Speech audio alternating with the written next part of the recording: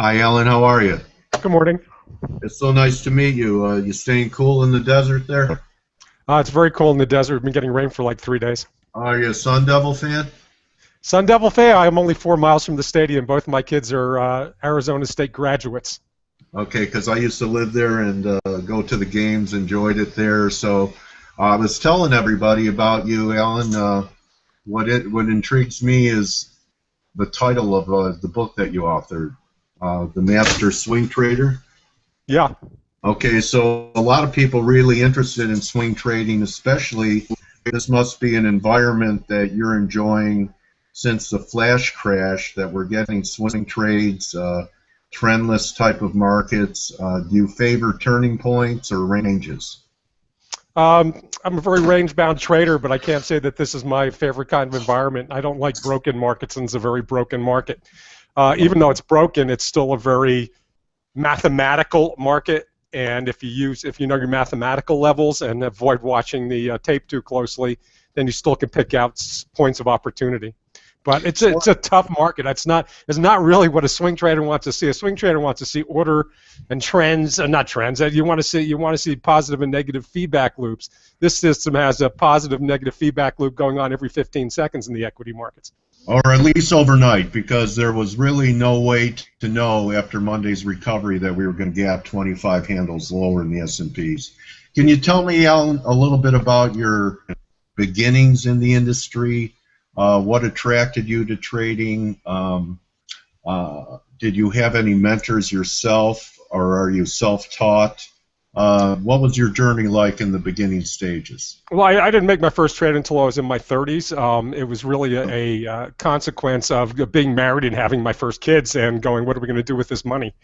So once that question arises, when you don't have the money, you don't worry too much about what you're going to do with it. But when you start making some money, then you want to make more, and that led me into an investigation of what I thought was going to be investment, but then I found out I had absolutely no interest in investment. I'm much more interested in speculation or trading, and I'm a closet investor these days, but I still have much more of an interest in trading than investment. And Who influenced you back then? I was starting in 1993. I was on CompuServe's Investors Forum, and I was a SysOp there, a SysOp meaning a system operator. I did that for 2 years, which means I moderated all the content there. This is before, really, just this is the birth of the internet and before America Online. And back at that time, we had some very famous people in that place. Jimmy Rogers was there, and Bollinger was there, and a lot of bank-owned forex traders were there, and there were no one had to do disclosures back then because there was really no environment for disclosures. So everybody just said it was on their mind. Nobody thought there was going to be some record that they could, a trail, some trail that would get them in trouble later. So everybody was very honest. And my mentor was a technical analyst from Merrill Lynch, of all places. At the same time that Merrill Lynch was saying that technical analysis didn't matter and it was voodoo science. Well, this gentleman was a technical analyst for Merrill Lynch. And I dedicate the book to him, John Yurko. He died about 4 years after I met him in the 1990s. Very smart guy, knew how to use his eyes. What happened to him was one of the worst things that could possibly happen to a chart reader. He had very bad diabetes, and he went blind in his last year, and he couldn't look at charts anymore. You talk about what a way to go out, That was very depressing, but a very brilliant individual who taught me a lot. Yeah, so you were fortunate to have met a man, Providence, to meet a guy while he was in his prime, and you're part of his legacy then, just mentioning that he was an influence to you. Oh, absolutely. So you probably have the desire to do the same for others now. Is that what your writings and your hard right edge is about? Well, I've always had a reputation, which was probably given to me by others before I sort of fostered it and created it as a brand, which of being very, very helpful. As I think I said in my books, like that people could contact me and I'd get them an answer, and I still do. People still take me up on that. I don't give people trading advice. So no, people ask me the wrong questions, they get a blank stare. But they ask the right questions, so I try to help them. I've discovered over the years that the biggest problem that traders have is they never ask the right questions. I'm so rarely asked the questions that are important. What are the right questions, Alan? The right questions are, okay, how do I see what's the truth here? If I'm looking at this chart in whatever time frame, what am I looking for? How do I know where support is? How do I know where resistance is? What can I expect the crowd to do at different points along the spectrum from support to resistance? How can I improve my P&L? People are still looking for this the great trade, but they lose it in quantity. Where they make up in they have great trades and then lose it in quantity. But in other words, their P&L statements stink because they take too many crappy losses. Traders are terrible at risk management because they're so emotional, and especially because they're a very male-dominated industry. Male traders are very reluctant to deal with their emotions. So I think female traders have an advantage. Well, let's try this. And I see this on Twitter too a lot, Alan. And I can say it, but most people choke on it. I don't know, and I was wrong. Yeah, you don't hear that. But remember, on Twitter, almost everybody has an agenda. They're pushing a product or a service, and so they somehow believe that being wrong will force them to lose sales because they're really crappy marketing people and they don't understand that you want to be more human. Right? Well, yeah, and you want to be more human. And if you don't tell the truth, people are going to know anyway. So, I mean, that's the way the financial markets are. They whoever you are in the financial market is going to be pretty evident by all of whatever you give out to the public. At this point, I have something like 7 million words in print, so my stuff's out there, whatever the legacy is. Yes. I've not only have I done the 2 books, but I've now written 140 articles for Investopedia, and those are almost all tutorial articles. There's some instructional stuff there too, but almost all tutorial articles on the financial markets. So that's the equivalent of a 3rd book. Plus, I wrote for TheStreet.com, so I've been writing for them for 14 years. So okay. The material's out there. Man. You're a prolific writer. Yeah, prolific writer. I'm a bored trader. That's different from a prolific writer. You sit there and I'm not. A lot of the times I'm not doing anything because I'm just staring. In fact, it brings up an interesting story. I was writing a piece on the most famous forex traders ever. And I'll put that in quotation marks. It's a contract piece I'm writing. Who's that? Soros being Soros, Druckenmiller. Who else did I put on this list? A guy named Andy. I got the article here. Let me see. George Soros, Druckenmiller, Andy Krieger. I came up with Bill Lipschultz and Bruce Kobner. Where's Dale Tinker? Who's that? Yeah. And every one of these, especially, you look at Soros and Druckenmiller and their Black Wednesday trade with the British pound sterling. They spent months setting that trade up. They spent months. They weren't bitching and moaning every day that their trade wasn't working. They weren't going out there. They weren't getting on Twitter trying to talk up the position or trying to get on CNBC and go, I think this British pound is going to collapse because, they can't find their way in this new euro thing. They didn't have to play that bullshit game, They just had conviction in what they were doing, and there's a really But they were taking heat. They were taking what kind of heat on that trade before it went their way? Yeah, absolutely. They were taking all kind of heat, but they had the stomach for it, and most traders, number one, don't. How about they had the pockets for it, Alan, that most people don't have? You know what? That trade could have been made with what? 50,000 US. I mean, you could have made that same trade if you wanted to. That's true. The forex markets scale any way you want to scale them, So I mean, it was there. You could have just ridden their coattails. There's a lot of things you could have done. I think the important point here, though, for me, is that.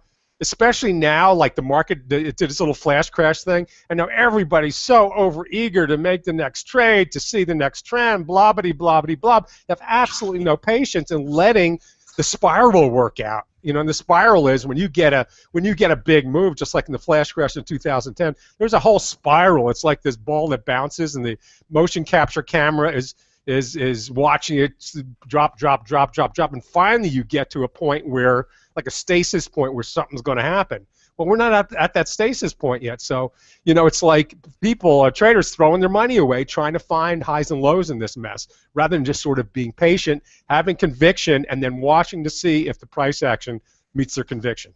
Well, picture speaks 1,000 words. You know how to screen share here on Hangout? You go up to the left-hand corner, and there's a box up in the left-hand corner with an arrow in a green box, and you click that, and then you'll be able to select the screen you want to show. I think I will have that right this, just 1 second here. Let me say, share this. How's There that? you You go. guys see that? It's coming up. Okay, we've got it. Okay, there's a good At the example. S&P, I'm looking at the S&P's flash crash August 22nd. We've been consolidating here. You're saying people are trying to pick tops and bottoms. Remember all the talk What's this about? congestion? What's it telling you, this congestion? Well, do you remember all the talk? I mean, was it a week ago about the triangle? Everybody's talking about the triangle, and the triangle in the middle of a big wide range really means very, very little. But we got people playing off the center of this range-bound pattern. But this pattern is so incomplete. I don't know what to do. I mean, I would know what to do at 2050. Exactly. Well, you just set something that's absolutely brilliant. And that is, when you get into these big patterns, you have to work at the edges. You can't do anything in the middle unless you're an intraday guy or gal who's working off of a 5 or a 15-minute chart, and then maybe in the day. But you get so chopped up in the middle of this range by the overnight gaps. The gaps, because you can't. There's no edge in going long or short at the close right now because of the way the market's been gapping over and over again. You don't see it on the S&P futures because it's a 24-hour contract, but you certainly see it on the SPY or the Qs and this kind of thing. But you got to put the pieces together. And I'm a math guy. I use Fibonacci on everything, and Fibonacci reveals, especially when you have any sort of violent condition in the market, and the flash crash taught me this because Fibonacci was awesome after the flash crash in terms of building levels. Volatile markets become technical markets because traders don't know what else to do, so they look for technical levels. And Fibonacci gives so many good technical levels. As you can see, if you stretch this out, the rally went up, I think it was what? Just missed the 61.8 fib. Just missed the 618. It tagged 2,000, which is just a magic number. And and then it sucked in a bunch of breakout traders and then rolled over and went back towards I guess sort of a range low here. We got range support down around 1900. Nothing in this pattern is even close to completion. We've probably got another 4 to 6 weeks before we get it even close to trading anything significant in terms of a trend.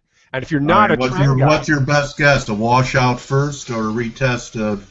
I want to say I can't do anything until I get a retest.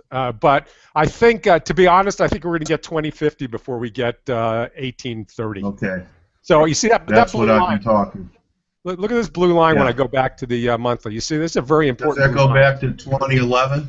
2011. Yeah, this goes back to 2011. This is a monthly chart. I do it. You can even see it on a weekly chart. Right. Major important line for the S&P 500, and that line goes up to about 2060, 2070 now. And that line also goes up to about the 786 retracement now.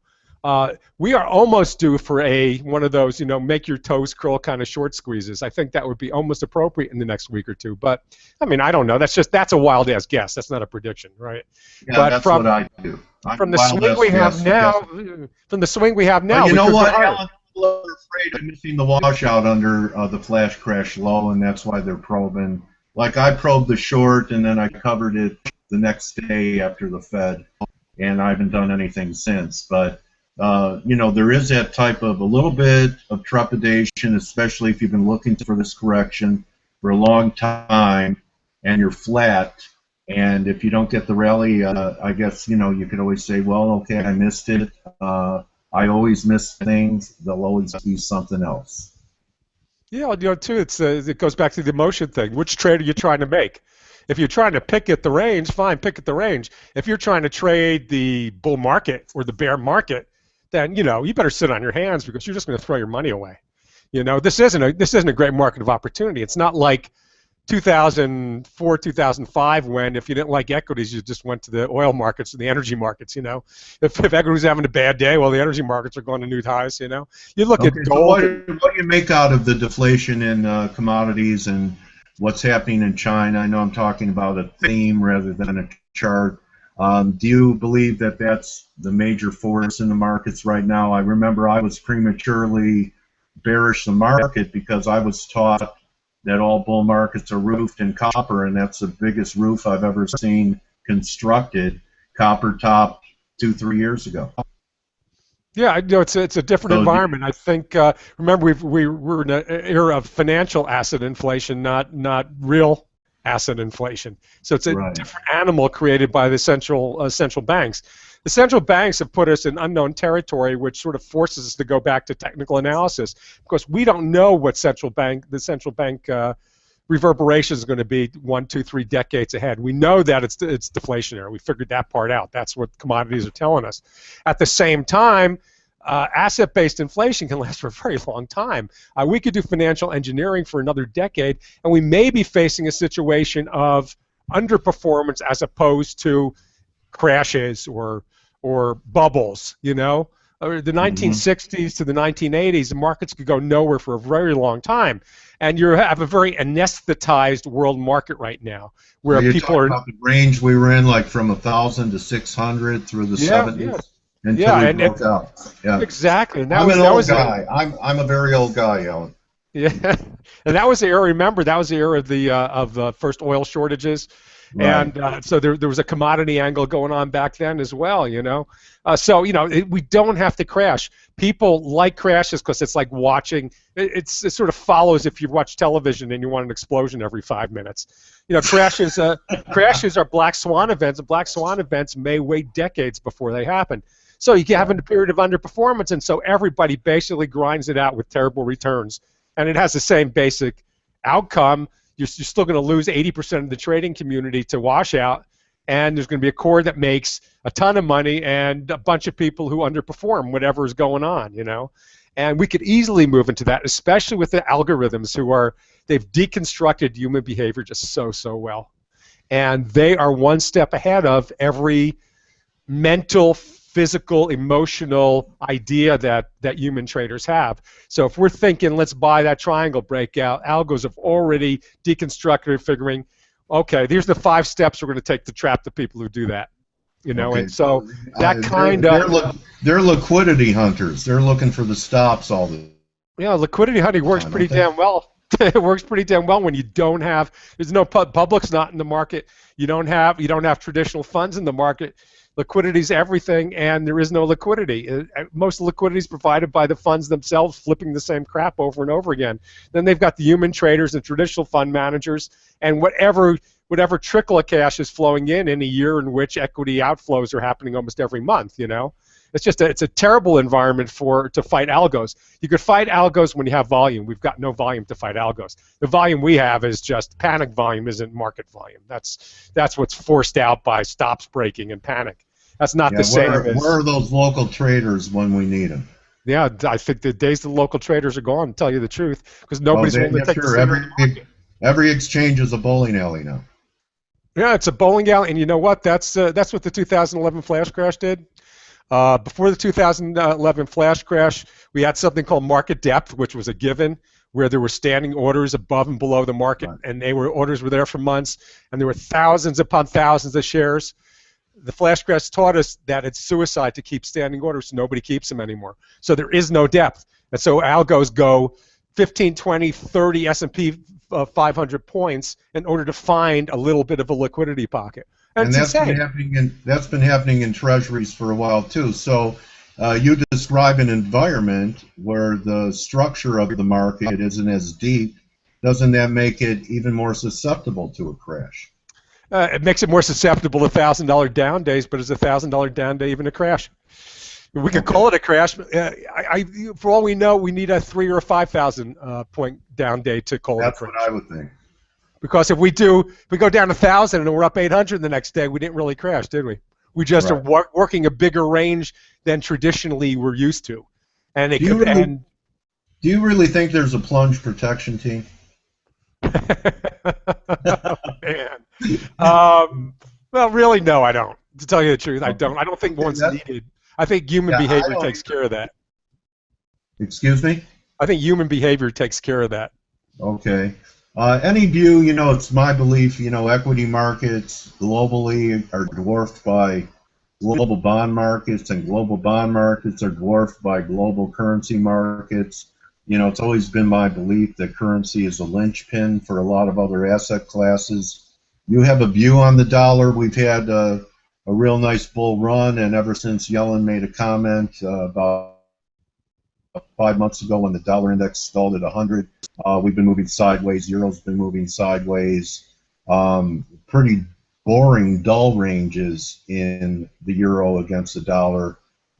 You see anything but a change, or is it going to be the same as it ever was, like the talking heads said? I'm not a real big fan of the dollar. I think since the U.S. is outperforming the rest of the world right now, we're doing relatively better. It's so levered to commodities, and commodities are going to find a bottom here somewhere along the way. And Okay. so I'm not a great fan. I think we, of course, with the dollar did so poorly for so many years that it caught a break and caught a little bit of a tailwind, and we're riding that tailwind. But I think whatever the rest of the world does, we're sort of going to be sleeping in the same bed with them. And weakness on the other side of the world is going to turn to weakness on this side of the world. And weakness on this side of the world can happen very quickly. All you have to do is sour the jobs environment, which is the job environment. It's so mechanical and so zombie-like in the U.S. You get your same 200,000 jobs every month, same number of people dropping out of the workforce. Job as a greeter at Walmart. So those are the kind of jobs that are showing up in the stats, aren't they? Yeah, and as long as you have no capital spending in the U.S. and it's all going into stock buybacks and it's going into financial engineering, there's no money to put into job growth or expansion. Companies don't want to expand. You know what the modern version of expansion is Subway coming out with a pizza. That's the modern version of expansion. Is to try to step on somebody else's market share. No one's really working new markets. They're just trying to steal share from each other's markets, and that's not conducive to opening. To opening new divisions, to opening new markets, and so we're sort of riding the same sort of financial engineering machinery over and over again, and that's what's given us our employment rise. I think you sour sentiment just a little bit with that, and employers will just clam up, and we'll go into at least a mild recession very, very quickly. We almost hit it just from bad weather. What was it this last winter? We're really only that far away. And especially when the numbers are so engineered, and they're just incredibly engineered. The counting games that go on in quarterly reports now are just astounding. Then you got to pay the piper. And after 7 years of expansion, mean reversion says that we have to contract for a couple of years, because what's a nominal business cycle is what, 4.5 years of expansion. So we're way overdue for a contraction. All right. So talking about recessions, our neighbors to the north are in one. You do anything with the Canadian dollar? It's kind of turned into a petrocurrency. The Canadian dollar is the Colombian peso, which is the Mexican peso.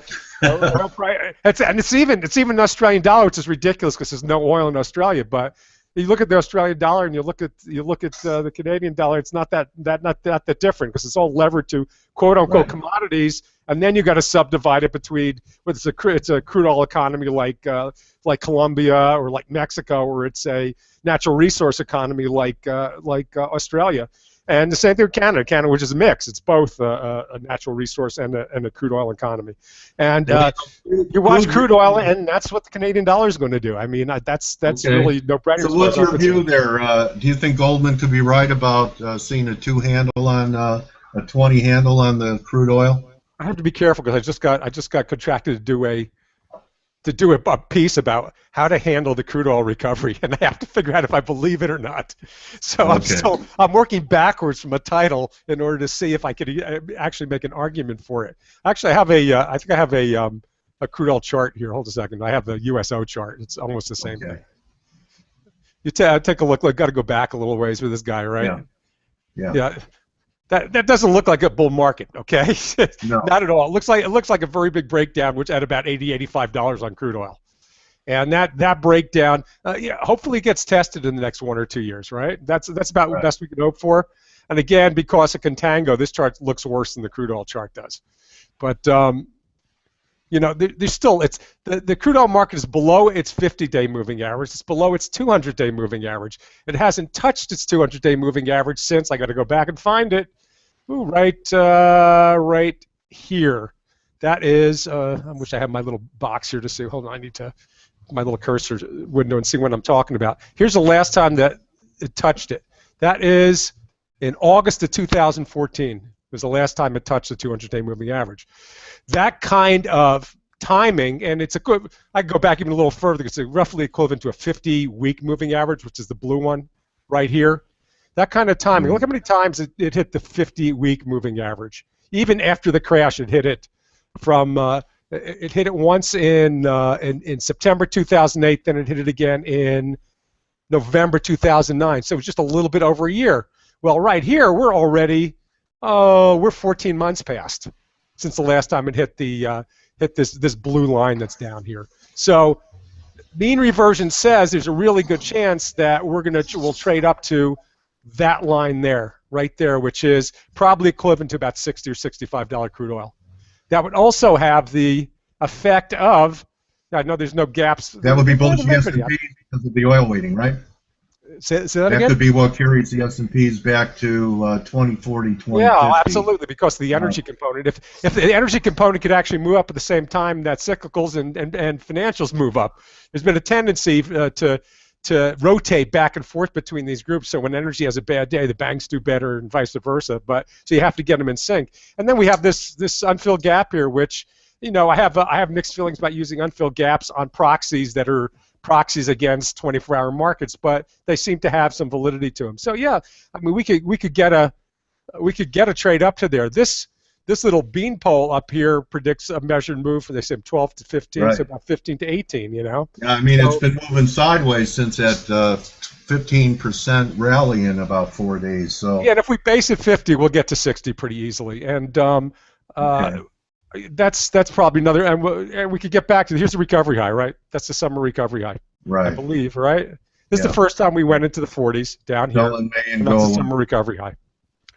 So yeah, downtrend, but reversion perhaps. Let me ask you about your stochastic indicator. You use that for showing momentum, confirmed highs, or you use it for crosses, or is it just something relative strength? I use it very much on for weekly cycle management. In fact, if you take a look at, for example, if you're looking at this is why I've been recommending to people not to short the, not to go in heavy on the short side. If you look at the weekly, see the weekly S&P 500 right here. See that cycle? And I always use the same setting, 533. I've used that for years. See how this crossed over, and it's held that for what, 3 weeks now. It's held a buy cycle. That's significant, especially because you're seeing exactly the same thing on the NASDAQ 100. Here's a buy cycle on the NASDAQ 100. This one's 3 weeks old. You're seeing exactly the same thing on the Russell, and I'll give you IWM. Look at the Russell 2000. Look at this buy cycle on the Russell 2000. Yeah, you're not seeing it. It hasn't moved much from this bar, but these cycles can last 8 to 10 weeks. And if you're only in week 3 or 4, you could have another 4 weeks, and you could do all of the price appreciation in the last 2 or 3 weeks of it. And so you don't. This is what keeps me honest. I stay out of a lot of markets because of it. If I see the cycles are working against me, I listen to the cycles, and I update the cycles for my folks every Friday because and your crosses are tell you when cycles are peaking or troughing. Exactly. Take a look at basically small caps. This is the Russell 2000. Right. How many false crosses do you see over the last 1 or 2 years? Here's one right here. That's like it's only false cross. Here's just a little bit of whipsaws. You have one false signal in 2 years. Mm-hmm. So this means a lot to me, and so I track it. So you call it relative strength, momentum? Nah. I just watch. I'm a pattern reader. I watch the price action. I know the difference between small, narrow range bars and wide range bars, and I understand where to expect the momentum. That and years of Elliott wave trading, I know where there's places you expect the fat bar. And you don't look for the fat bar until you get it. Yeah, I'll give you just one fast example of where you expect a fat bar, and that's on the daily. The Russell 2000 gets below this line, expect a fat bar. I used to call it I call it trend mirrors back in the day, where you get into previously volatile areas and they're going to be volatile. There's no depth there. So yeah, that I don't get from technical indicators. Technical indicators have their limitations. I'd much rather work with the price bars. So what's the best way for people to follow your prolific writings? Where can they get your book? And of course, I have your Twitter handle here at MST Trade, and you do publish that Hard Right Edge. Is that a subscription service? Hard right edge is free, which is my personal side. I've run that since 1998. But I will tell you, hard right edge's days are slowly winding down, and I don't expect to. Can you see my Investopedia screen now? I'm not sure what I'm showing you. Let me see. I may have to. You're still showing the Russell. Let me show you this. So because I got to get back to my. Maybe you turn off the screen share and go to the other screen. And I really appreciate your time today, Alan, taking time out of your day from staring at the screen to speak to us. Okay, let me see if I can find the right screen to give you. I can't. I'm having a hard time doing this. There we go. Okay. Until I charge the entire screen, that'll work. And let me go back to your. Now you tell me if you can see it. Can you see this? Got it. Got it. Okay. This is my portal at Investopedia. These articles are 100% free. You'll see I have 137 articles here on you name it. There's a ton of Forex articles, and you go back deeper and you'll see a ton of articles on swing trading as well. Let me. I don't know how to post this this link, but somehow I'm going to post this link somewhere here. I think I have a little place. If I enter a chat message, I think it should show up, right? Yeah. So there's a link to that site. To that, if you want to get the latest material I've written, that's the place to get it. If you want to read my books, the place to read my books is go to Amazon and buy the books. You know, Power spike. So you're going to be winding this down. Is it a the question site? Yeah, of probably. You know why? Because there's not what's the word? The big sites are very much the place where people go. A lot of traders don't want to spend their time with smaller personal sites. I use this as a portal though so people can find me. You know, and so so that's going to be its primary thing. I do have a beginners traders course on it that has been enormously successful, and that traders are still welcome to take to give them a background on swing trading and the financial markets and my approach to swing trading. And that's under there's some learning and courses stuff in there. So that's still that course will be there for as long as until I retire, which is probably sooner rather than later, but it'll be there until that time. As long as the markets are open, it's like being in the mafia, Alan. You can never leave. Oh, I'm going to try to prove them wrong. How's that? Well, I've tried, so you let me know, okay? But always good to take a break though and recharge your battery. I'd like to wrap it with. I'm sure you get this question a lot, and I get different answers from different people. When people come to you, Alan, they say, "Hey, Alan, how much capital do I need to be able to trade for a living?" What do you tell them? Oh, even for Forex traders, I say no less than $35,000. I think if you want to open a $5,000 account at one of those famous Forex places, you're not going to be a player. You're going to have some fun. You're going to have some fun, but no, you're not. Your dreams aren't going to come true. You need capital. So that capital is a cushion. So when you screw things up, you don't panic, and you learn to lose money gracefully. How about unrealistic expectations? Are you happy with 20-25% a year? 25. Listen, you do cartwheels on that? I've done 35 to 40% in good markets, but I am not a specialist in all markets.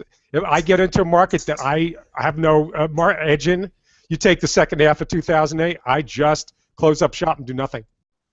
So I go to cash, and so my returns are affected by that. It's affected by knowing what you don't know, and that saved my ass from a lot of problems over the years. So no, I don't expect to run what I run every year. Not by a long shot. I think you get your because market. there's a lot of hype out there. A lot of hype, like 3-figure returns and better out there on the internet. And I tell people that hedge fund managers do cartwheels doing 20-25% a year. You should do that. People are still living off their 2011, 2013 laurels, thinking because they discovered QE that it became this great trading edge for them. There's so much dumb money that thought and still thinks that somehow central banks control everything, and central banks are just sort of a factor in this bull market. They're a big factor in this bull market, but bull markets always have a factor, and the factors in bull markets change in every bull market. So if you're is it changing now, Alan? What is it changing now with the Fed not being able to pull the trigger? The confidence and that potentially that potentially the next move by the Fed is not a tightening, but another QE program? Listen, if they tightened last week, the S&P would be above 2,000 right now. There's Yeah, it no would have been doubt about it. possible. I was ready. I would have bought it. I would have bought the first sell-off if they tightened. I So would have maybe watched that that's when dip the and then bottom jumped in. comes in October or December. Who knows what they're going to do next? Yeah. They're such wimps, and when they come out the weekend after that rate decision, they hit the airwaves to try to convince people of what they're not, that they're not watching market fluctuations. They're treating people like idiots because everybody knows. Makes you miss the days of Paul Volcker, doesn't it? Or Yeah, you weren't even around. Even Greenspan told his people to shut the hell up. Right. They didn't go out and do the talking guy thing. That was a Bernanke thing, to go out and pound the pavements with opinions. So this transparency has led to more confusion than I've ever seen in my career. There is no transparency because what they're telling the public one thing, just like every politician tells the public one thing, and they're doing something completely different. Just like every politician does something completely different. And the thing is, we've been guided by them so long. They're not the smartest guys in the room. Yellen's not the smartest gal in the room. They're not good market timers, and they're not good traders. They don't understand the forces of the market. They're academics who probably have a little bit too much of a feel for their own power. And for them to come out and say they don't look at market fluctuations, they must think people are idiots. That's to use an extreme term. I mean, but really, why else do you do that, Bullard or Fish or whatever? What do you think, I'm born yesterday? I mean, even mom and pop and the shoe shine boy and the waitress are going to look at that and go, are you kidding me? So they lose more credibility by trying to maintain their credibility. So no, I don't have a kind of opinion, but who does? Who does? Who has a kind of opinion of the Fed at this point?